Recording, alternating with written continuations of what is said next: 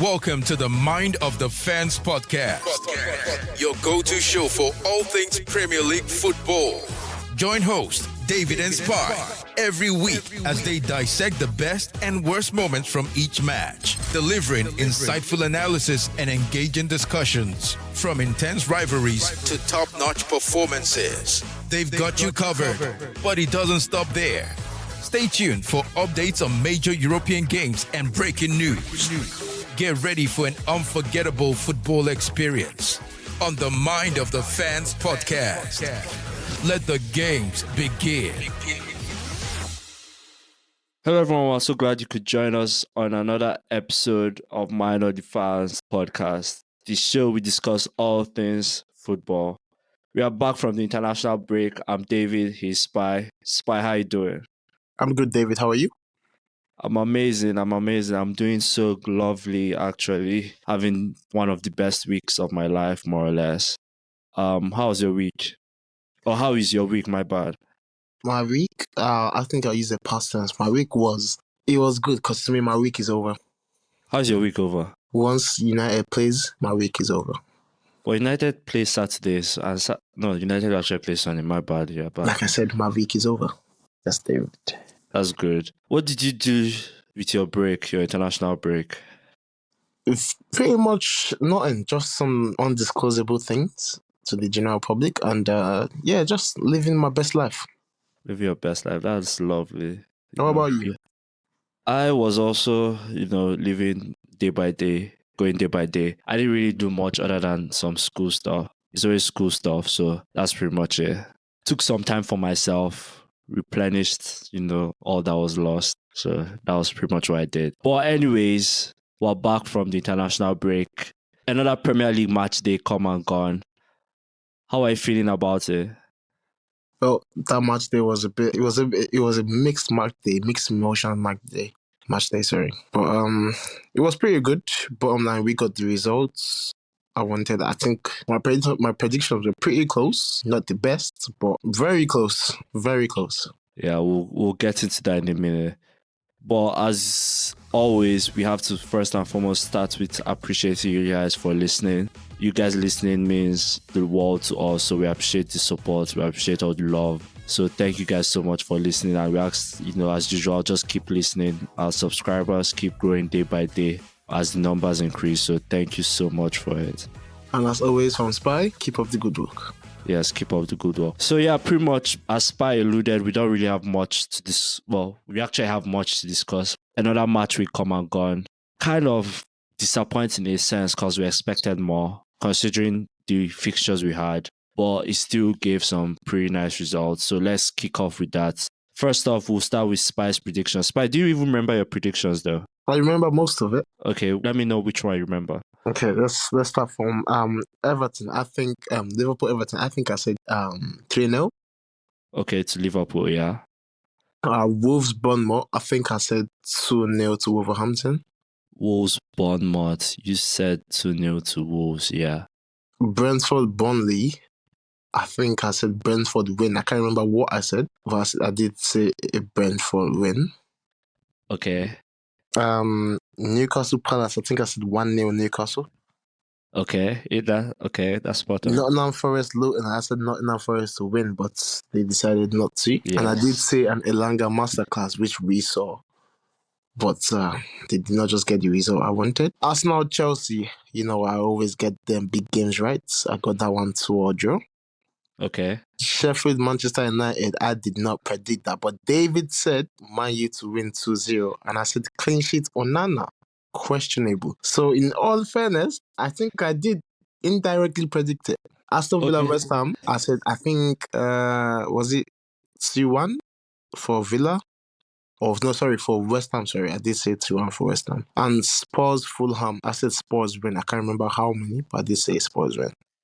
Okay, well, let me just run down your predictions quickly. Everton, Liverpool, you put 3-0 to Liverpool. Brentford Burnley, you went 2-1 to Brentford. Bournemouth Wolves, you went 2-0 to Wolves. Forest Luton, you went 3-1 to Forest. City Brighton, you went 2-0 or 2-1. I should have made you pick one at that point in time. Okay, well, Newcastle Palace, you went 1-0 to Palace. Chelsea Arsenal, you went 2-2. Sheffield Manchester United, I went 2-0 to United. Villa West Ham, you went 2-1 to West Ham. Spurs Fulham, you went 3-1 to Spurs. So on an overall sense, you did do, what was that, two? Let me give you the City Brighton. You did. But if you're giving me the City Brighton, you also have to give me the United Sheffield, because I did question Onana's clean sheet in that game. Yeah, but you didn't say what the score would be for United. Yeah, you said 2-0, and I said questioned the 2-0. clean sheet. Okay, so it could have been 2-2 though. It could have been 2-2. It could have I been. didn't question them winning. I only 2-2 isn't them winning though. But that's the thing. I did not question the result, like the winning result. Like, I didn't question if it was going to be a draw or a loss. I just questioned his clean sheet. So it means I agreed with you for the win and for the 2 goals, but I did not agree with you for the clean sheet. So indirectly, I agree to disagree. But so 3/10. I think you should also give me Fulham Tottenham, because if you did the math, 3 minus 1 is 2-0. Oh my God! Let's just stop talking. Stop talking. No. Anyways, let's go from there to the actual results. Liverpool, Everton. 2-0 to Liverpool, yeah. Brentford, Burnley, 3-0 to Burnley. Sorry, 3-0 to Brentford. What am I saying? 3-0 to Brentford. Bournemouth, Wolves. Wolves escaped 2-1. Luton, 2-2. Man City, Brighton, 2-1 to City. Newcastle, Palace, absolute riot, 4-0. Chelsea, Arsenal, 2-2 draw. Sheffield United, Man United, 2-1 to Manchester United in a narrow win. Villa, West Ham, 4-1. And then Spurs, Fulham, 2-0. Nonsense Monday game of the week. I think that Monday game did your FPL justice. It did do my FPL justice. It did do that. Son was my captain. Yeah. It was still nonsense though, because it's Monday.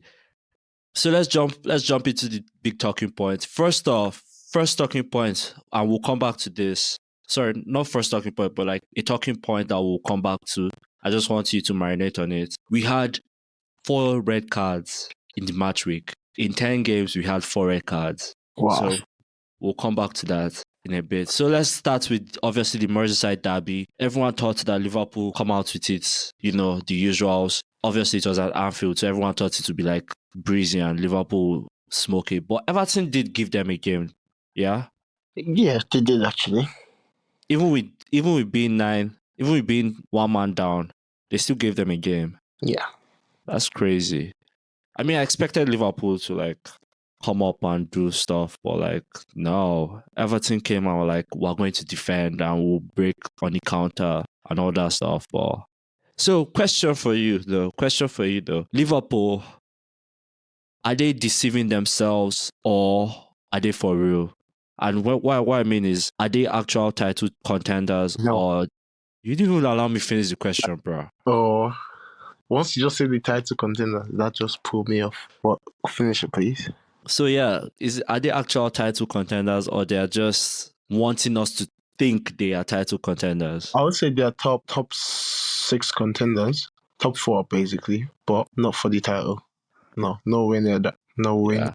I mean, to think though, Liverpool, like even with like the midfield 2.0 and all that stuff, they still don't look like that Liverpool, Like I'm 100% sure take out Mo Salah, and we'll talk about Salah in a minute, but take out Mo Salah out of that team, and I don't know where the goals are coming from that team. Do you get what I mean? Yeah, 100%. And Liverpool are very lucky that Salah is not a player to get injured. Because if he was an injury prone, like let's say he's like a Martial, injury prone, Liverpool would be a mess right now. Exactly. Do you have him on FPL? No, I never have Mo Salah on FPL. No. I don't know. That makes tough for us though. But imagine how many points he's bagging because he scores or assists every week. Yeah, but I don't just like the fact that he's that expensive. I mean, he does give the points to react to that, but I don't like him in my team. Not to be no puns on that, but I don't like him in my team. Yeah, and then from an Everton point of view, do you think there's a different side to Everton this year. Obviously, the red card from Ashley Young, one of the 4 red cards, he got 2 yellows. I think that red card actually showed us what Everton looks like. Because before the red card, they were a bit slacky. But after the red card, they became more tight, more compact. And yeah, sometimes in football, you just need something to change for your team to actually come out and act right. Yeah. And I think that's what made Everton act right. So I mean, like, the red card too was clear, right? The two yellows, both fouls. But the controversial point of that game was Ibrahim Konate when he was the second. He was already on a yellow. Yeah. Do you think he was meant to be sent off for the second foul? 100%. He was meant to be gone out from that stadium, gone out from the pitch. Straight red for that second challenge, if I were to be the referee. Yeah. So, and obviously Liverpool, they went back to winning ways after drawing with Brighton last week. And I mean, I don't think there's anything more to say from that game. I'm not too worried about Everton this season. I think they won't be fighting relegation again like last season. So, anyways, yeah. Let's move on to the next big one. And I want to talk about this one for a minute because remember when we did the IG live, I said something. This is a homecoming for him. Bournemouth Wolves. Wolves ended up winning 2-1. Gary O'Neill, what a job he has done at Wolves. As I predicted, I did say 2-0, but some people don't like keeping clean sheets. I don't know why. But at the end of the day, it still comes down to one thing. Hang Hee-chan is going to be a problem in this league. Yeah, him and Pedro Neto.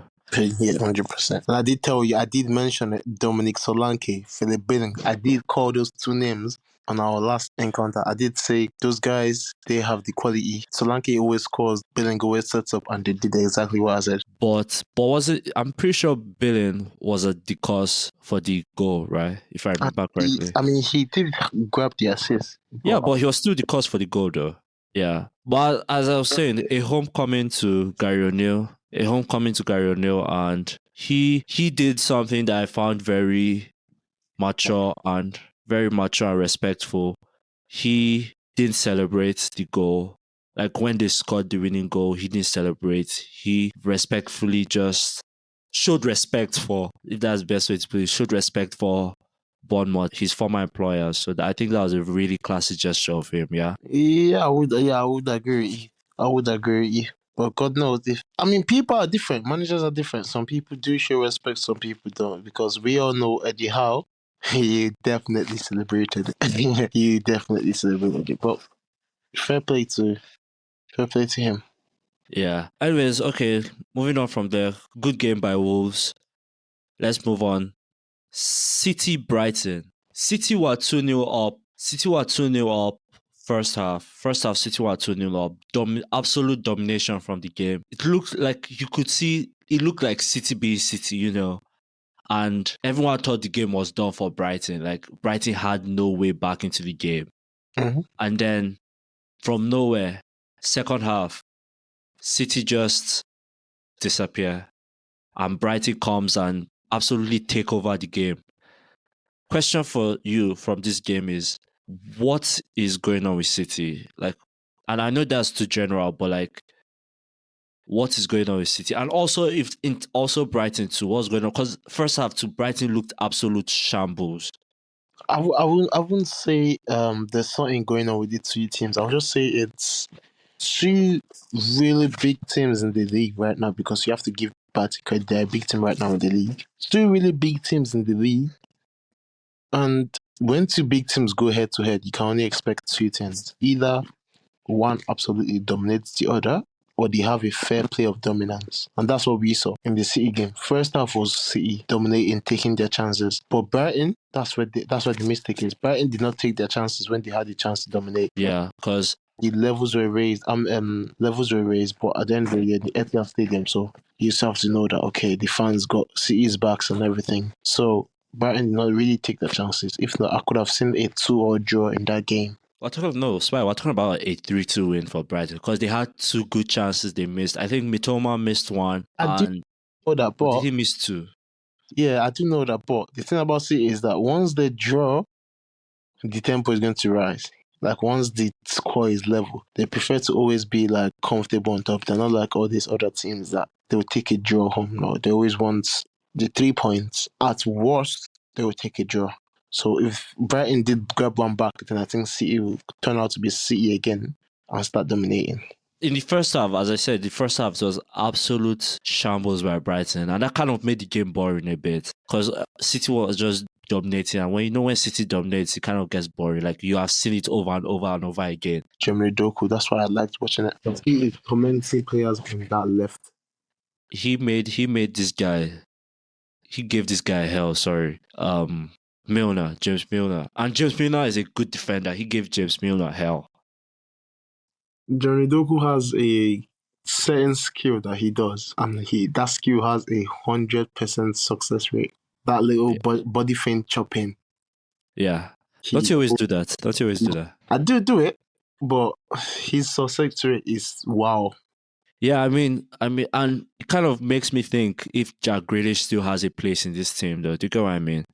Like, because Doku has come in and he has provided that. You know, when Sané first came in and he was electrifying on that wing for City, him and Mahrez. You know, when it was Sané and Mahrez on the wing, how electrifying they were. Mm-hmm. Like that's what Doku kind of brings right now. You know, so I'm kind of scared for Jack Grealish about him losing his place, but you know, they play a lot of games, so I don't think anything will happen to him. But still, yeah, for this season he will be comfortable. Yeah, Doku. I'm just going to touch on it, and obviously another red card in that game. Manuel Akanji, 2 yellow cards, same thing pretty much. Not the best of ways to end the game, right? 100%. And you know, one of the managers that do hate his players getting red card is Pep Guardiola. Anyways, let's move on to the next game, and we'll just touch on this for a minute because I don't even think there's anything to touch on in this game. Newcastle Palace, 4-0, absolute bashing. Considering Palace had the best defense, well, they didn't have the best defensive record, just had the most clean sheets, but absolute bashing. Newcastle had no mercy on them. Like, St. James Park was rocking. Like, when I mean rocking, like, if you're watching that game, St. James Park was rocking. I mean, yeah, Newcastle have scored the most goals this season. I think about 24, 25, 24 maybe. I would say 70% have come from a home game. So home games, St. James's Park, they're kind of turning out to be the new Anfield. Yeah. The way the fans rally their players. If you watch the game against PSG, you could see it. And then you watch the game last week, you could also see it. Oh, that PSG game was electrifying. Like, I was watching it, I was like, oh my God, I want to be like, it was electrifying. Like, St. James Park was rocking that PSG game. His game. dunk was looking like prime Maldini. Oh my God. Exactly, bruh. That was crazy. That was a crazy game. And I mean, obviously, Palace is a scrub team. You get what I mean? Like, they're not scrubs. So for Newcastle, but absolutely. the thing about Palace is that seasons come, seasons go. But one thing you can say about Palace is that you can only call a handful of times that they have lost 4-0 to big teams, small teams, whatever. Lost 4-0. You have to go back in time to see that. Honestly, I can't remember when last Palace lost 4-0. That they always have a good defense, or if their defense is switched off, they always have a good attacking. Like the last time I could remember Palace going like three goals with a team, I think that was Man City when Andrew Townsend scored that banger. No, Arsenal. Remember last season, Arsenal. How many was it? Arsenal last season when we beat them last season. Score? So I think it was 3-1 or so, something like that. Or they had to score. But 4-0, Palace, yeah, that's a bit, that isn't it? Sorry, 4-1. We beat them 4-1 last season. But Newcastle are, they're living their best life right now. Yeah, definitely. St. James's Park, enjoy it. Let's move on to the big game of the week, obviously. Chelsea-Arsenal, 2-2 draw. Let me start this off. Arsenal played like complete garbage. Like, I don't like that word. Played like Arsenal are complete garbage. Carry on, please. You're crossing a line now. Carry on. Yeah, yes. Arsenal played like complete garbage. Like I was so and I mean, don't get me wrong. It's not like the goals they scored like it was from our errors or things like that. You get what I mean? It's just that the way we played though.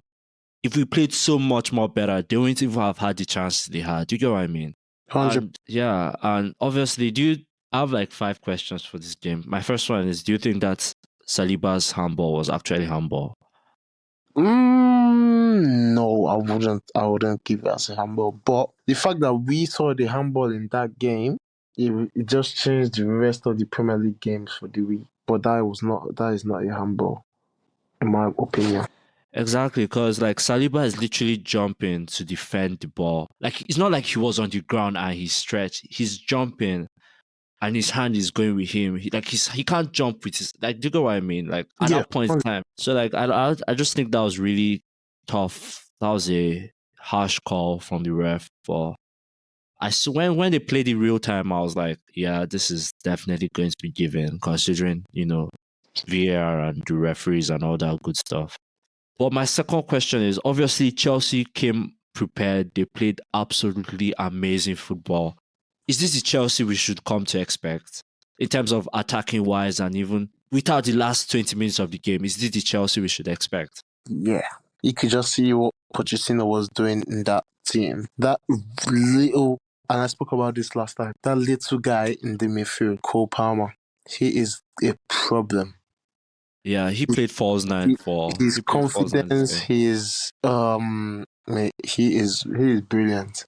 He is the confidence to take the ball off Sterling. I know one time about footballers, you have been in this situation before. If you take the ball off someone to take a penalty, the pressure on your shoulders becomes a whole like times 10 higher because you just had an argument with someone. So your head is no more in the game. Do you get me? And Yeah. for you to still slot that in calmly as it did, yeah, that is beautiful. Yeah, I mean he gave problem. And Chelsea's midfield now with Enzo, Caicedo and Gallagher, I think that's a really solid mid. Like give them time and that'll be solid. Like that'll be really solid. My next question from this game is looking at Chelsea the way they played today. Sorry, the way they played this week.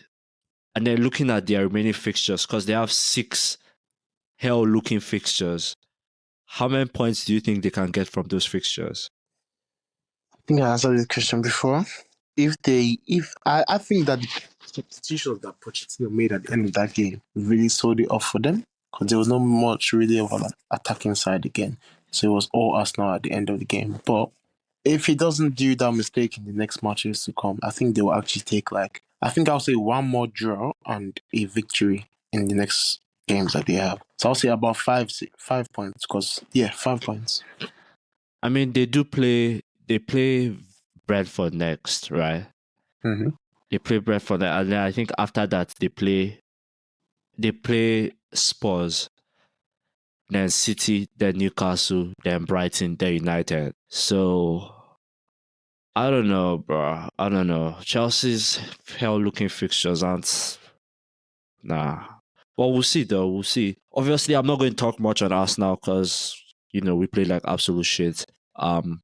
Two good goals by the way, though. 2 good goals by the way, which I'll absolutely love.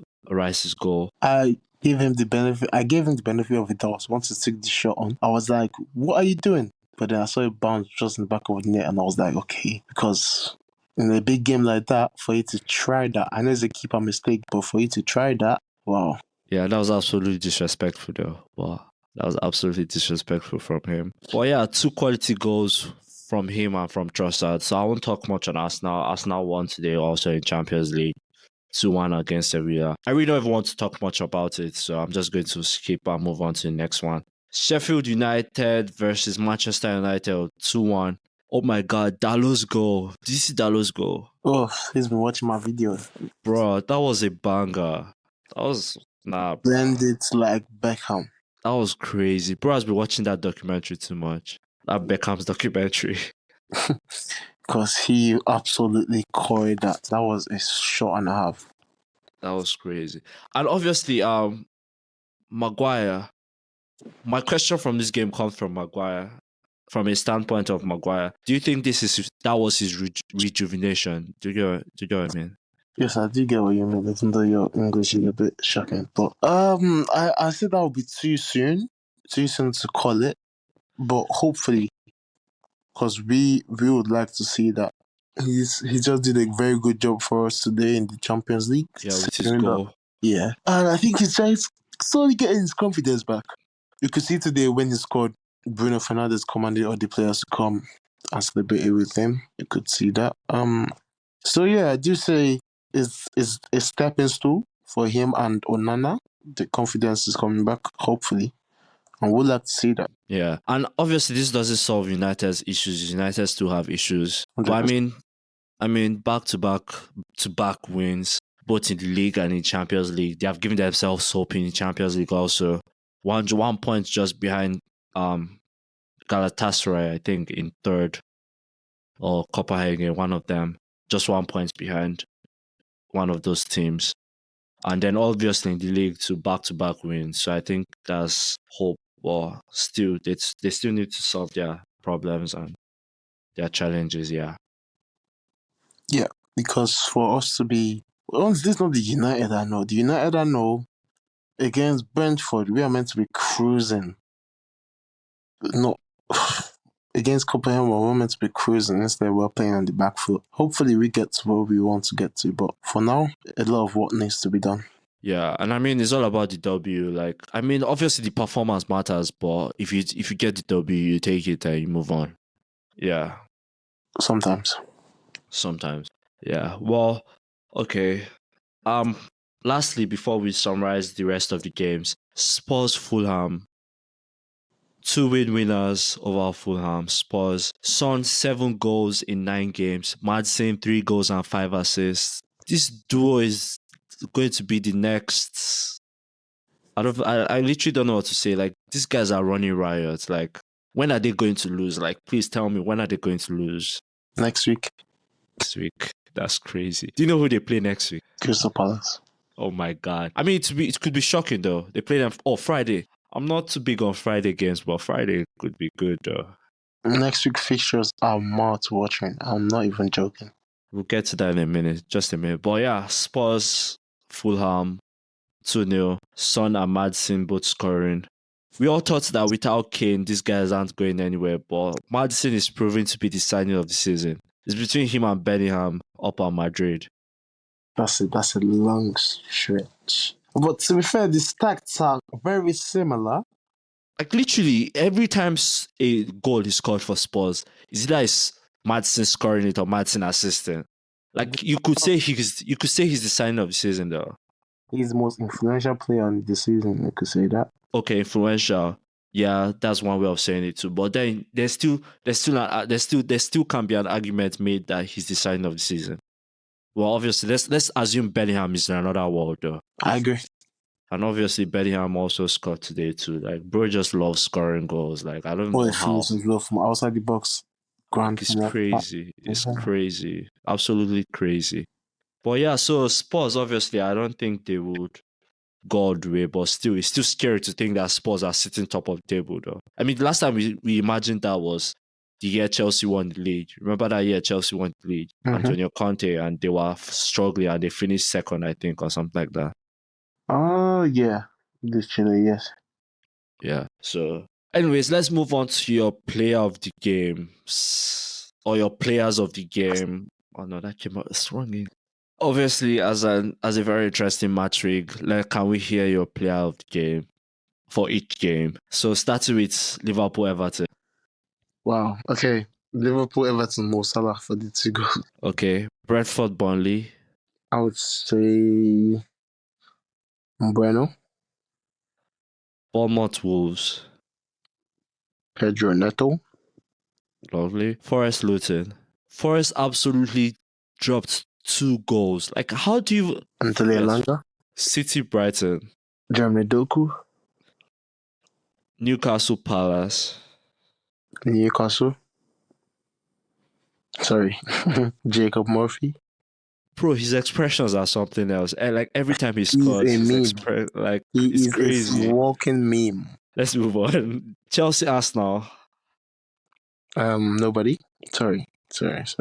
I'll say Palmer. Actually, no. I'll say Saliba. Sheffield Manchester United. McTominay. Harry Maguire. Okay. Villa, West Ham. And Douglas Luiz. That was a game we didn't talk about, but you leave it. Spurs, Fulham. Madison. Actually, no, some. But yeah, just to round up the big games in the week. Chelsea drawing to Arsenal 2-2. City beating Brighton 2-1. Liverpool winning the Merseyside derby 2-0. Villa, we didn't talk about this, but Villa beat West Ham 4-1. Yeah? 4-1. Yeah. And what a job by Unai Emery. Let me put down the side. What a job by Unai Emery. 8 games unbeaten at home. 11 consecutive wins at home. I don't know what I'm saying. 11 consecutive wins at home. Other than City and Arsenal, next team since the start of 2023 is Villa. No, I'm not telling you. I'm not asking you. I'm telling you, Spy. Like after Mersey and City and Arsenal are the only 2 teams that have more points since the start of 2023 than Villa. Like that's just crazy. Like that's crazy. I don't like the fact that Arsenal is up there. Well, okay. And then obviously Spurs rounded it up, beating Fulham 2-0, sitting top of the table. City following right behind with Arsenal. So now before we round up, do you want to give your match week predictions here or IG Live as usual? I'll give you on the IG Live. IG Live. Yeah. Okay. Hope you guys tune in this time around. Yeah, IG Live Friday. Yeah. Friday, right? Friday. Just before the Spurs game. Just before the Spurs game, yeah. So this is a wrap on another episode of Mind of the Fans podcast. Recap and breakdown of match week 9. This is episode 10. We're moving into match week 10. 10 episodes in. We absolutely thank you guys for listening and always tuning in. Hope you guys enjoyed this episode. Spy, anything else? I would say just tune in, get your notifications ready for IG Lives on Friday. Always, thank you guys for the good work. Your support keeps us going. And yeah. Don't forget to like and share. And if you haven't subscribe and hit the notification bell so that you're getting the notifications when we drop an episode every week, except when there's an international break. But every week when we drop an episode, you get notified. Thank you guys again for all your support. Have an amazing week ahead. Bro, I'm not at it today, bro. We'll be back on IG Live with our Match Week 10 predictions. Match Week 10 has some really juicy fixtures, so you want to tune in for those predictions. Derby. What he said. So yeah, we're out, guys. Have a good week.